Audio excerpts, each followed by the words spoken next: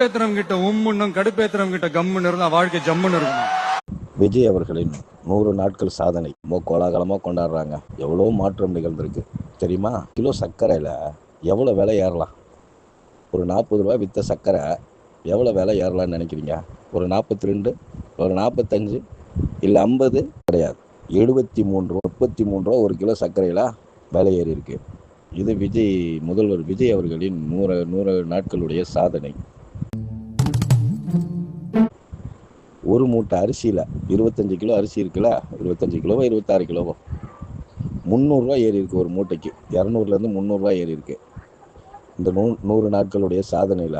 அதே மாதிரி பார்த்தீங்கன்னா இந்த எம்எல்ஏக்கள்லாம் பாவம், ரொம்ப அவங்களுக்கு பாவம், ரொம்ப கஷ்டப்படுறாங்கன்ட்டு இது இந்த 100 நாட்களுடைய சாதனை பட்டியலில் இது வருது.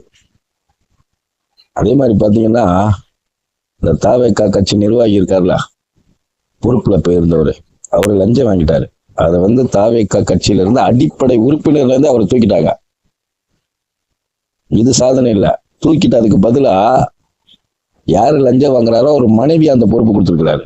இது 100 நாட்களுடைய சாதனை பட்டியலில் வருது. தாய்மார்களுக்கு கட்டணம் இல்லாம அன்னபூர்ணி சூப்பர் 6 திட்டம் சொன்ன மாதிரியே நிறைவேற்றுவோம். பூரணி சூப்பர் 6 திட்டம். இத்திட்டத்தின்படி ஒவ்வொரு குடும்பத்திற்கும் வருடத்திற்கு 6 கேஸ் சிலிண்டர்கள் கட்டணமின்றி வழங்கப்படும். அன்னபூர்ணி சூப்பர் 6 திட்டத்தில் ஆண்டிற்கு 3 விலையில்லா எரிவாயு சிலிண்டர்கள் வழங்க. இன்னும் பல சாதனைகள் நடக்க வேண்டியது இருக்கு. பார்த்துக்கிட்டு இருங்க மக்கள். ஓட்டு போட்டவங்க பார்க்கணும் தலையெழுத்து. ஆனால் ஓட்டு போடாதவங்க இதை சேர்ந்து அனுபவிக்கிறாள்ல, அதான் ரொம்ப வேணும். அந்த ஆள் என்ன சொன்ன?